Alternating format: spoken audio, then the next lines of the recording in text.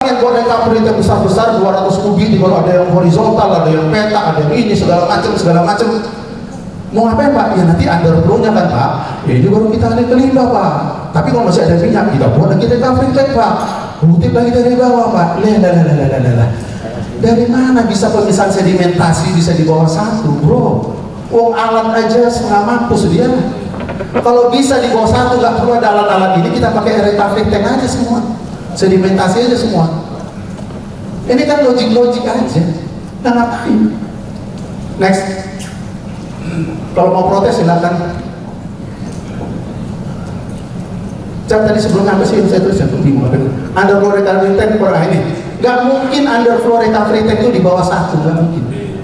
Jadi gini, kalau ada tangki Pak, mau sebesar apapun itu recovery tank kan, di atasnya ada layer minyak 1 cm, setengah cm atau 2 cm, 3 cm, tak apa lah. Kalau di sini ada minyak, underflow-nya itu nggak mungkin di bawah 1 Pak.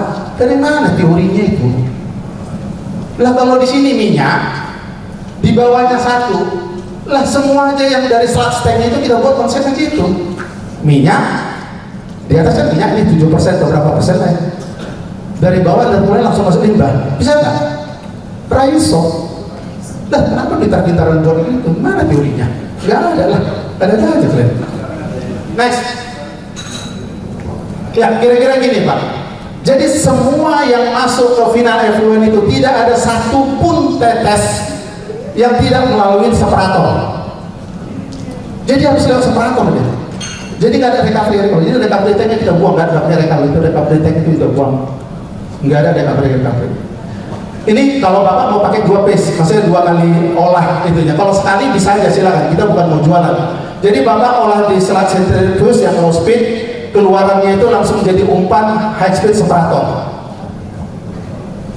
Itu relatif aman. Liquor, Bapak olahnya udah nggak ada masalah. Liquor itu misalnya drain Pak. Drain itu nggak banyak Pak, paling banyak 1% dari TB olah. Bapak hitunglah, kalau Bapak ngolah 600 ton, berarti paling banyak 6 kubik. Drain kan, drain tank itu paling 1,5 kubik kan, 2 drum banyak, tutup. Tapi memang banyak pasir Pak. Ya udah ambil atas minyaknya, udah olah aja di sludge centrifuge ini.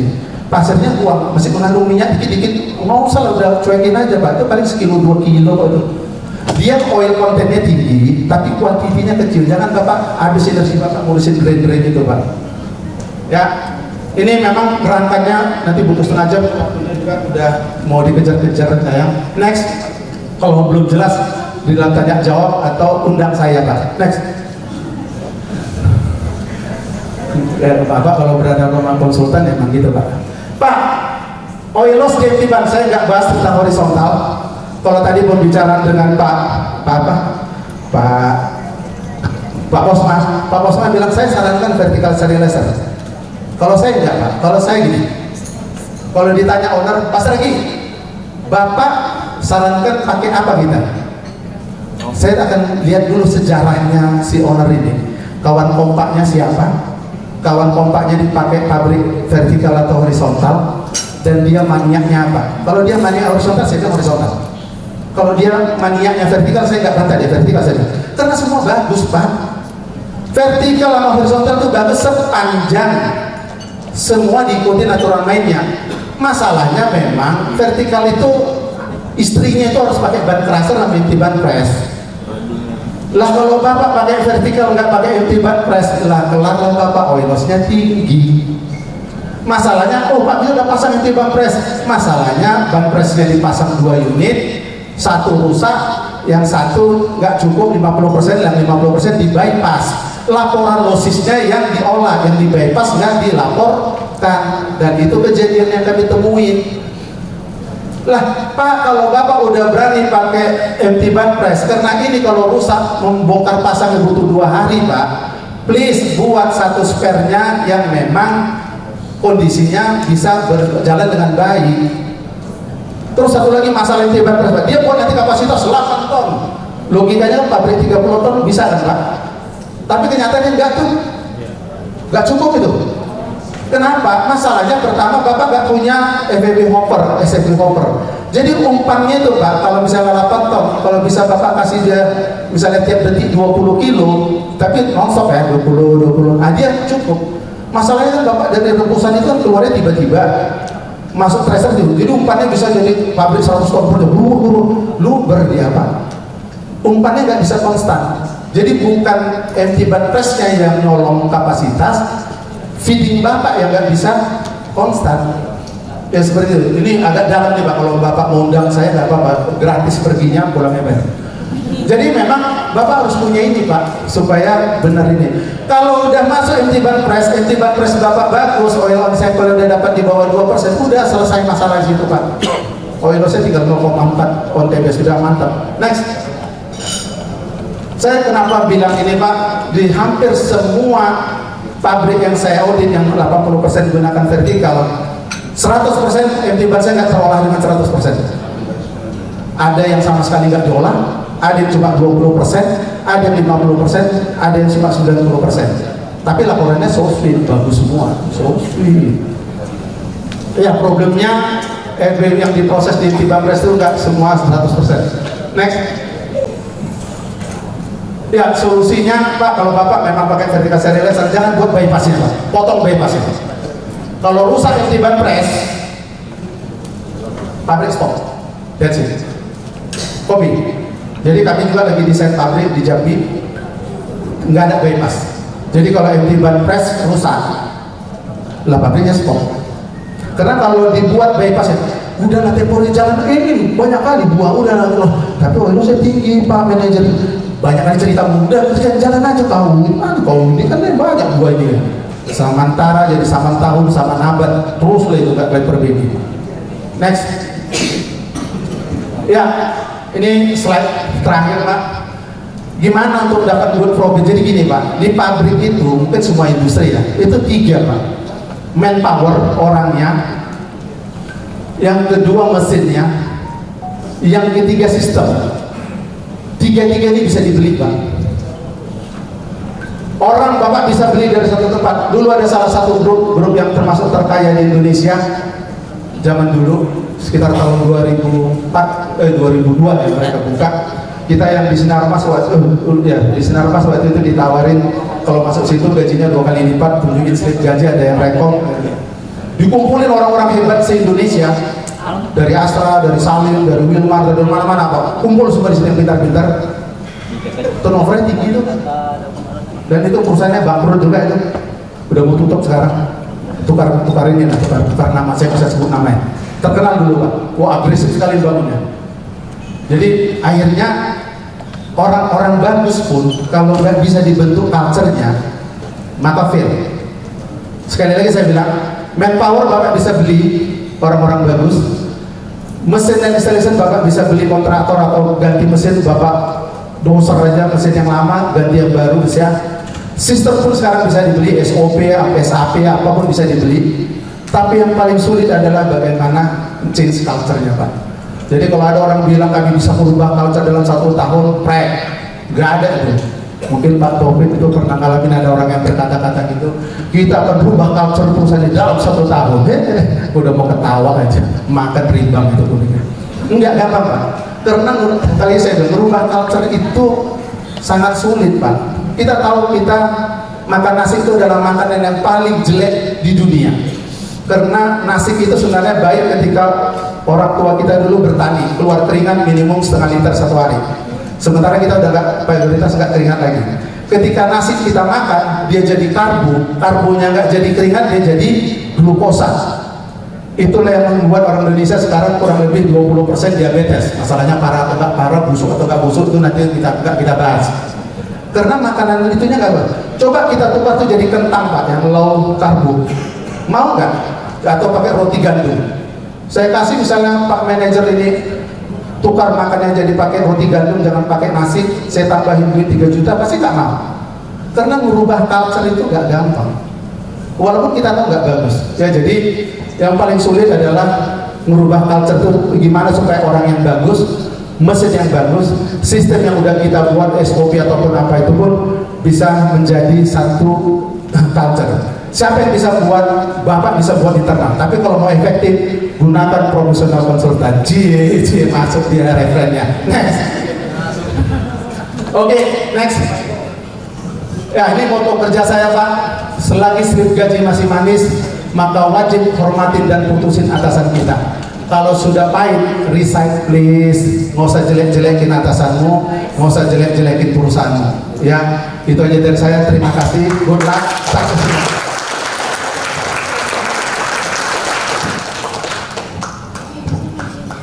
Minum dulu bang. Baik, secara waktu saat ini sudah jam 17:15, seharusnya masuk sesi penutupan. Dan untuk menyingkat waktu dan menghemat, saya tidak meresume lagi. Dan saya tengok setiap statement beliau di setiap slide sudah dijelaskan cukup komplit. Namun tetap kita gunakan sesi tanya jawab ini. Untuk sesi pertama kita berikan kesempatan, silakan tunjukkan tangannya. Siapa yang mau bersedia, Bapak Ibu semua?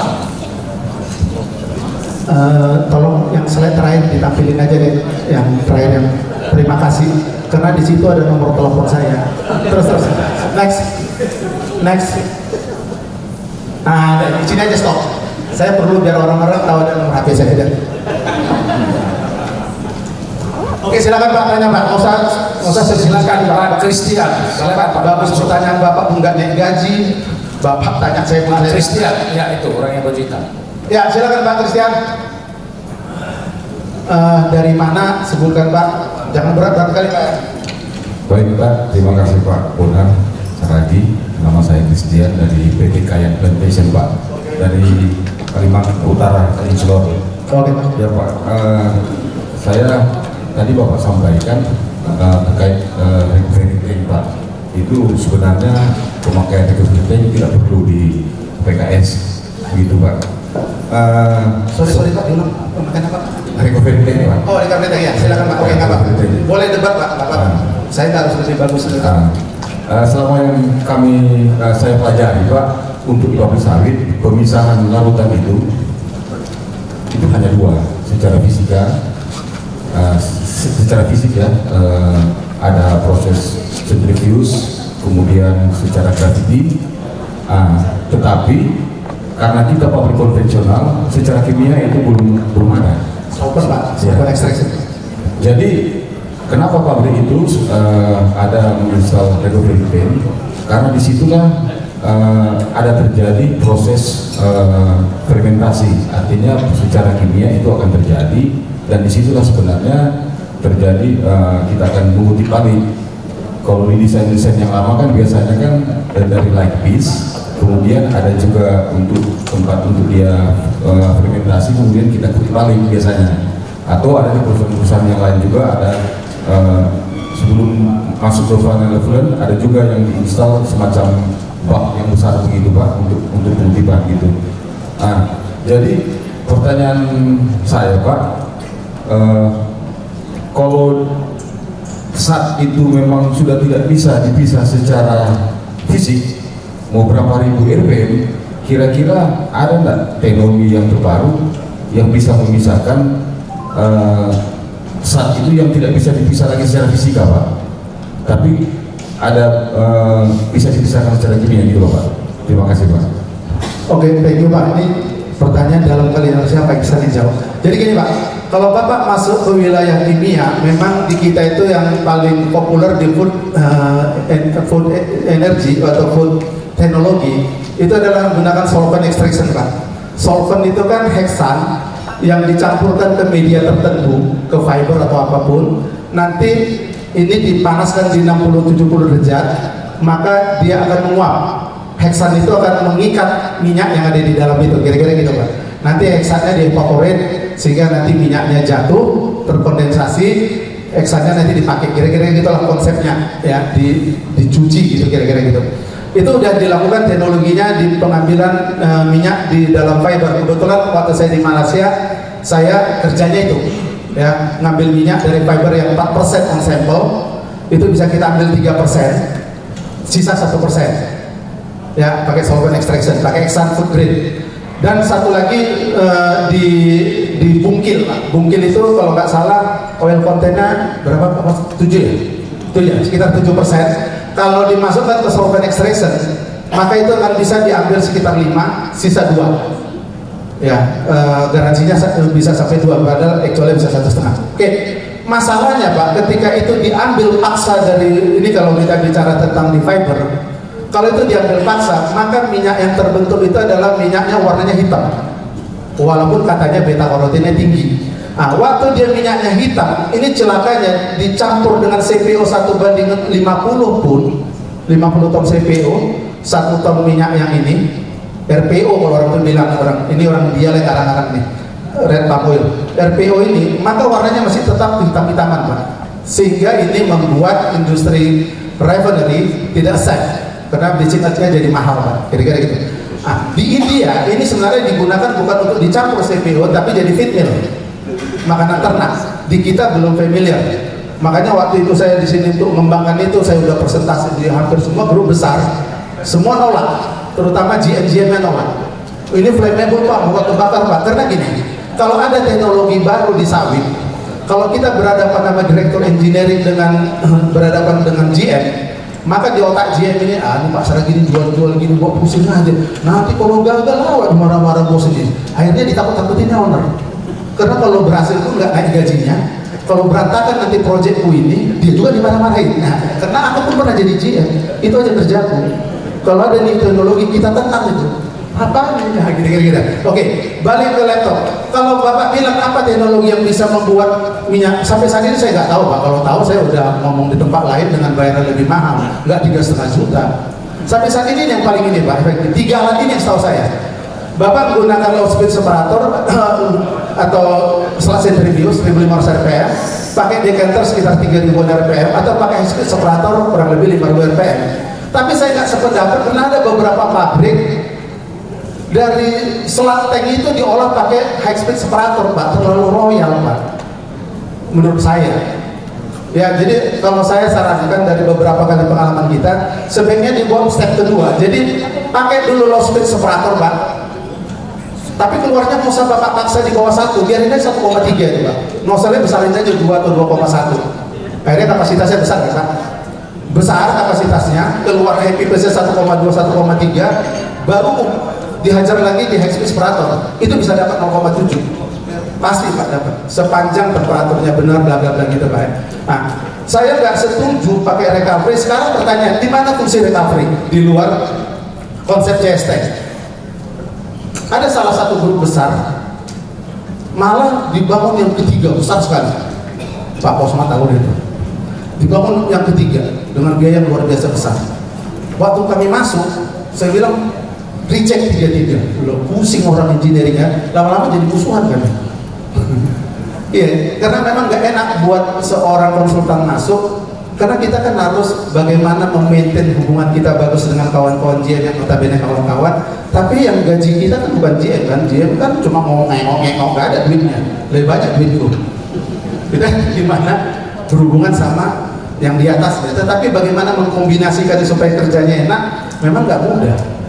Nanti tekniknya gitu aja, Bapak undang aja saya, gimana caranya kita supaya kita bereskan masalahnya. Ujung-ujungnya marketing ya Pak. Makanya hati-hati Bapak kalau konsultan yang bicara. Oke, terima kasih Pak. Ya, jadi gitu Pak. Itu ada ngomong saya Pak. Ini open discuss Pak. Artinya kalau Bapak nggak puas di sini, nggak bisa lah puas 3,5 juta 2 hari pakai makan lagi Bapak. Bapak boleh hubungin saya. Saya pastikan di bawah jam 12 malam, dari mulai jam 7 di bawah jam 12 malam, saya pasti jawab. Tapi maksimum 15 menit Pak. Biasanya lebih dari 15 menit sinyalnya agak kurang bagus. Dengerin ya Bapak. Gratis Bapak mau telepon 1 jam, gila kali, emang itu aja kerja saya. Bayar tahu. Oke, yang lain. Next. Jangan takut Pak. Ngomong saya aja kasar, nanti saya dangdut Pak. Batang. Mahasiswa juga boleh. Kalau mau undang juga ke Citra Widya boleh lah. Ya 25% harga normal. Saya tahu lah.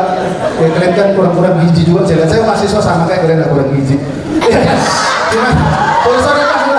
Sorry Pak Direktur. Penanya kedua, waktu kita tinggal 10 menit lagi. Yang penanya kedua ada. Penanya kedua ada. Udah puas semua nih. Puas. Nah, ya, silakan Pak. Penanya kedua dan terakhir mungkin. Ya, nanti hubungin aja saya pasti jawab. Telepon aja. Nggak usah pakai WA. Nggak jelas tuh jawab pakai WA. Cuma nanyain aja Pak, satu aja masalah oilosis. Kadang-kadang kan kita oilosis ini kan memang ada di pabrik yang bisa kita antisipasi. Tapi ada juga kadang-kadang yang dari kebun seperti buah abnormal ini Pak. Salah satunya kan heartburn lah kita bilang. Nah itu kan kadang-kadang susah kita antisipasi di sistem perebusan ya Pak ini. Jadi mohon pencerahannya kira-kira gimana Pak? Terima kasih. Pak, kita tidak bisa menyenangkan semua orang. Itu konsep hidup tuh Pak. Nabi aja nggak bisa menyenangkan orang. Tapi kalau di benak Bapak mau menyenangkan atasan Bapak, menyenangkan owner, lah Bapak yang mati. Berani jujur aja. Lah kalau keluarnya heartburn Pak, kalau dihitung-hitung ke belakang, panjang cerita agronominya nanti tuh Pak. Iya, buah kempet lah, apalah itu nanti daerah basah lah, buah nggak bagus, macam-macam itu nanti agronominya agak ribet kita ngomong. Tapi maksud saya gini loh Pak, Bapak cukup bekerja maksimal. Lah kalau buahnya heartburn itu dari helikopter pun dibanting lah nggak merondol ya Pak. Itu mau Bapak apain? Buang aja Pak. Saya kalau ketemu heartburn, nggak saya recycle masuk ke rebusan, ngapain tuh Pak? Bapak 2 kali rebusan memar-memar aja dia paling kan Pak. Buang aja itu Pak. Pak nanti kalau dibuang, iya tanam lah Pak. Kadang-kadang udahlah Bapak kadang-kadang suka kali besar-besarin rusa. Cuma 2 aja dari kebun tapi Bapak mau berangkat. Kubur aja ke dalam udah selesai hubungan Bapak sama manajer kebun bagus. Tapi Bapak besar-besarin dia tuh pusing kan Bapak. Alah, Bapak jadi rendemennya turun 1%, ada nongol giginya. Soalnya kadang-kadang gitu Pak, kalau udah ada kondisi-kondisi tertentu yang orang kebun sikat habis, OM di dalam pabrik itu turun, begitu ada aplikasi janjangan, nah ini banyak USB-nya gitu. Sorry, di benak saya heartburn itu bukan anrek Pak ya. Yang ini Bapak mau sebutkan ini buah Bang Dun itu kan, Abang Dun. Lah kalau itu Bapak ngomong lah Pak, harus curcol Bapak. Gimana caranya menyampaikan bahwa buahnya mentah tanpa manajer kebunnya tersinggung, tapi dia kena SBA, itu belajarin Pak. Enggak gampang Pak. Iya, saya mencat orang Pak, 29 orang pernah di satu tempat, pernah ngasih SP orang Batak, dari orang paling nakal dulu di Kanura Indonesia. Itu saya pecat, tapi dia berterima kasih sama saya. Lah, ada tekniknya loh Pak. Nggak bisa ujuk-ujuk Bapak pecat, dia kan punya perasaan loh Pak. Iya, atur strateginya Pak. Lah, macan aja yang dari hutan dididik 2 tahun itu bisa diajak jadi sirkus. Kenapa bisa jadi ajak sirkus? Karena kita fokus mendidik macannya.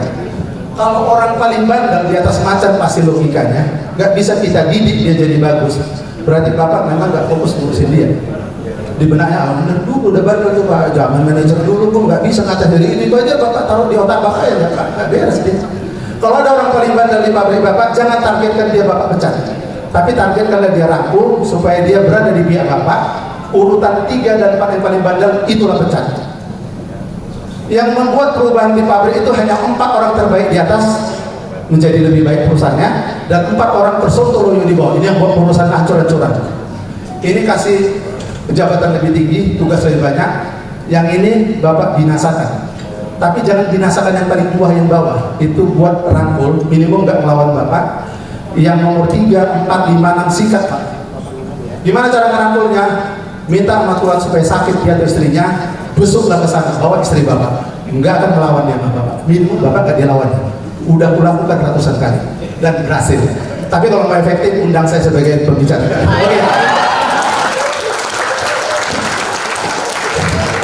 Oke, kita masih ada memberikan statement closing dari Pak Bonar ya. Tapi kita kasih oksigen dulu dan minum ya. Ini total penanya terakhir. Perlu kita tegaskan bahwa bagaimana menaikkan profit telah dijelaskan beliau, dan tadi telah saya minta ke panitia dibuatkan grup WA-nya. Tidak harus semua ikut, kami akan share di situ link untuk mendownload materi. Yang kedua, kami tegaskan jangan buru-buru pulang dulu. Kita telah siapkan sertifikatnya, tolong disiapkan mendapatkan sertifikat dan majalah.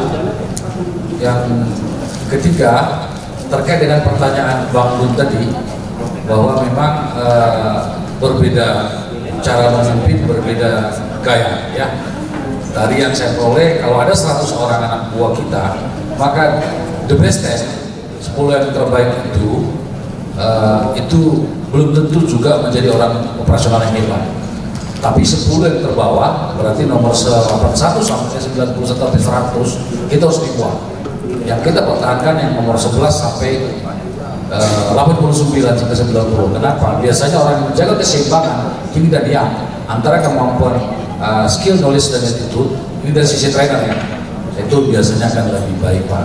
Tapi trik-trik yang dilakukan beliau itu cukup keren, bahwa jangan ada toleransi bicara SOP dan WI ketika kita bagaimana meningkatkan profit di perusahaan. Namun di luar itu kita harus bisa menanggalkan baju manajer untuk kembali menjadi leader mereka. Kapan kita menjadi atasan komandan, kapan kita jadi leader ayah dan pemimpin mereka, tentunya bapak-bapak semua sudah paham itu. Dan bila ada konsultasi lebih lanjut, sudah tertera nomornya, kami juga dapat saksi selfie apabila mencarikan klien beliau. 10% Pak ya. Kalau ada yang mau di bawah saya 9%, silakan hubungi beliau ya. Itu canda Pak. Terima kasih sekali lagi Pak Bonar Saragi. Closing statement untuk cemana meningkatkan profit yang Bapak sampaikan. Silakan Pak. Oke, cemana meningkatkan profit di dalam satu pabrik. Jadi gini Pak, pertama saya mau sampaikan bahwa pekerjaan Bapak itu harus Bapak senangin dulu Pak. Tidak bisa Bapak bekerja maksimal kalau pekerjaan itu nggak Bapak senangin. Paksa jadi senang. Kalau nggak bisa senang Bapak resign. Karena Bapak ngabisin duit owner aja. Nomor 2, cemana kita supaya bisa naikkan profit di pabrik itu? Bapak harus orientednya menjadi pedagang. Bapak harus bisa hitung berapa potensi kerugian yang terjadi, sehingga di benak Bapak itu Bapak juga berpikiran sebagai owner, tapi bekerja sebagai karyawan. Ngerti Mas ya? Jangan Bapak pikiran sebagai karyawan, filosofinya pun sebagai karyawan, semua kayak karyawan. Enggak bisa Pak. Bapak harus bisa juga membayangkan bahwa owner itu kalau dia rugi, Bapak merugikan duit bos Bapak. Agama apapun menyebutkan kalau kita bekerja di satu tempat supaya itu menjadi manfaat, menjadi barokah, maka Bapak harus jaga aset bos Bapak itu. Jadi saya nggak mau bicara tentang teknis Pak. Pertama Bapak harus jiwain pekerjaan Bapak, paksa jiwa. Saya orang yang paling gak suka kerja di pabrik dari zaman dulu Pak. Makanya saya pernah jadi konsultan tahun 99, 2 tahun keluar cuma dapat 1 klien, pabrik Astra juga, GSPB. Habis itu saya harus masuk pabrik lagi karena nggak ada di dapur nggak ini. Akhirnya saya paksa harus saya senang tentang pabrik. Saya nggak suka diperintah orang dari dulu. Saya lebih suka perintah orang.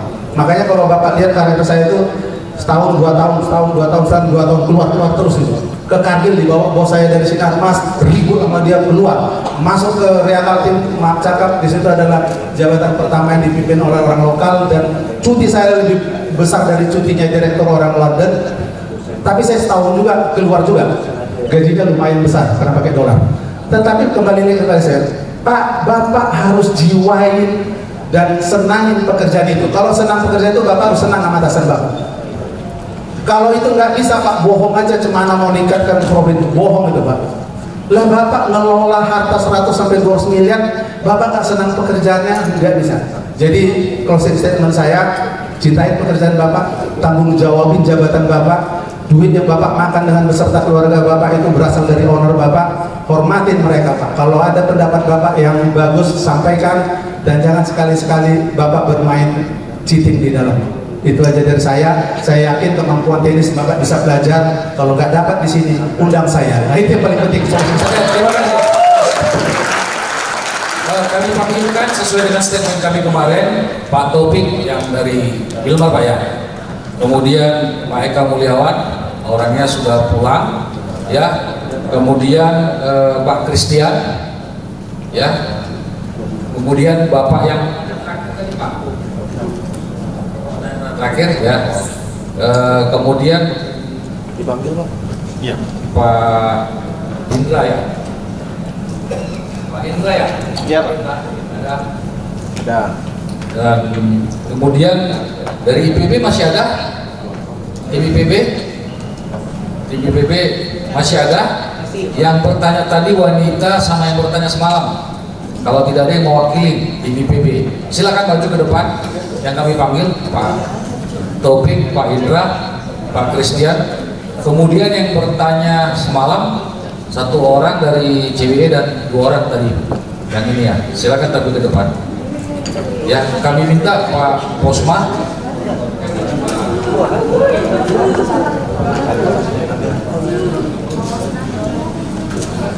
baris Pak ya. Pak Heri Pak, ada 9 ini Pak yang mau dibagi Pak. Maju silakan ikut.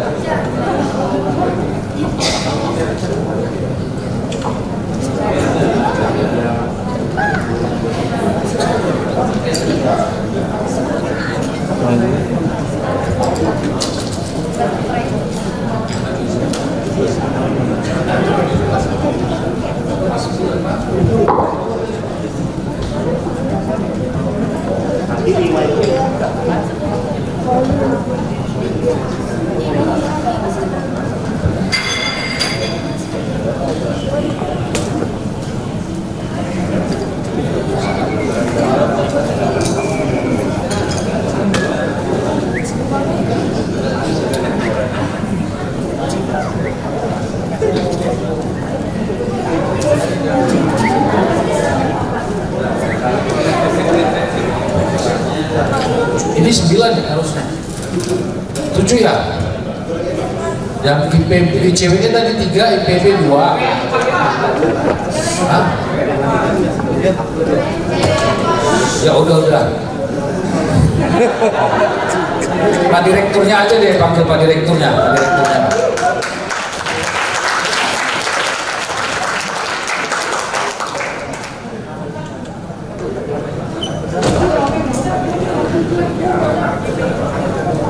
Pak itu Pak.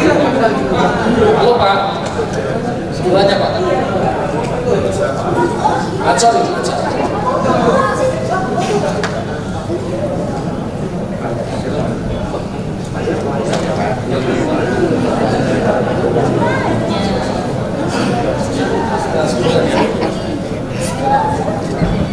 Oke, ini kami pilih karena kami anggap peserta yang paling aktif bertanya, ya.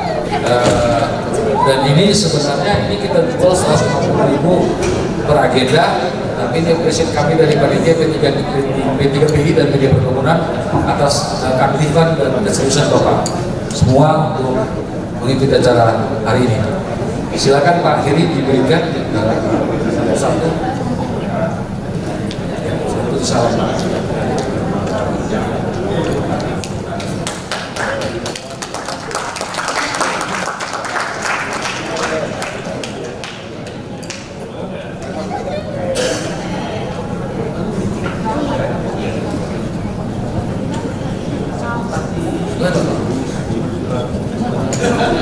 Itu ada kartu namanya ya, jangan lupa ya.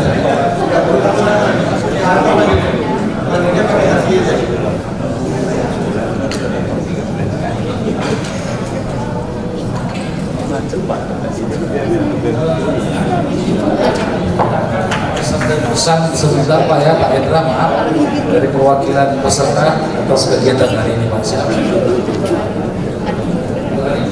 Ya,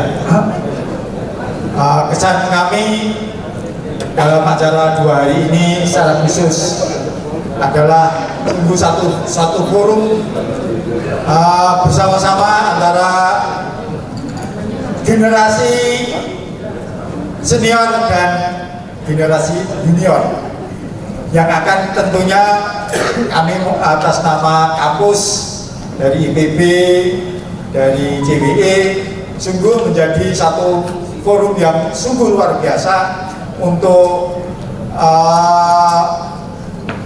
semakin menyemangatkan bagi anak-anak muda untuk meneruskan karir di bidang industri perkelapa sawitan Indonesia. Tentunya sungguh kami mengucapkan banyak-banyak terima kasih atas semua ilmu-ilmu materi-materi yang up to date kekinian dalam industri perkelapa sawitan.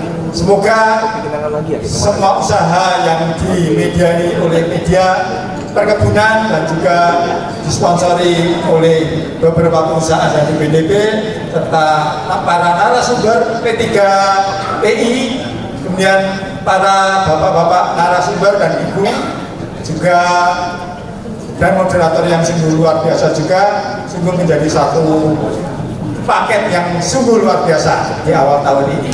Semoga acara sejenis ini bisa berlangsung di waktu-waktu yang akan datang. Amin. Sekian dan terima kasih. Satu lagi Pak Hendra dari praktisi Pak menyampaikan pesan-kesannya Pak. Terima kasih. Saya mewakili dari praktisi. Ini seminar ini sangat bermanfaat ya bagi kita semua praktisi, karena di sini ada terhimpun semua dari pakar ya, kemudian profesor ya, akademisi, kemudian juga ada dari supplier juga ya. Kami berharap acara ini bukan sekali ini aja, kalau bisa setiap tahun ada.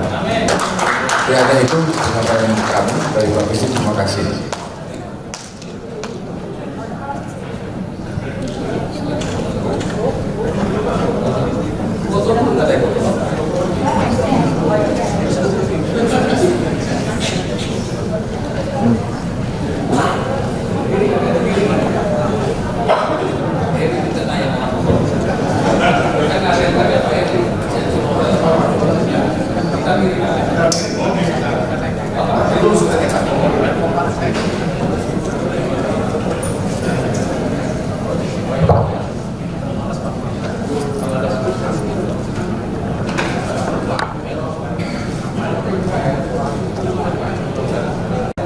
Tolong Pak Bonar Saragih dan Pak Heri tetap di atas panggung, karena Pak Heri akan berkenan menyerahkan plakat untuk Pak Bonar Saragih, karena sumber kita terakhir yang luar biasa semangat pada sore hari ini. Kita berikan aplaus yang maju ya. Pak Heri selaku ketua P3PGI akan menyerahkan plakat Bapak Bonar Saragih.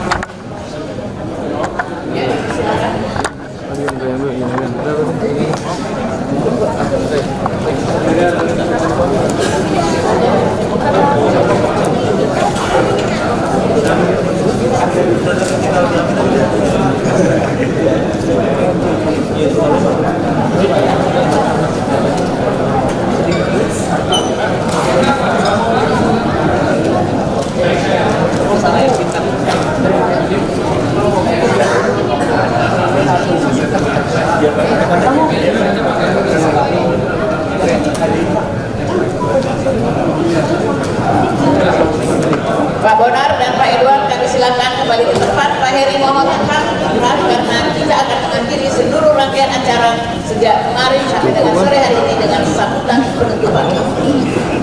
Silakan selaku ketua P3PGI.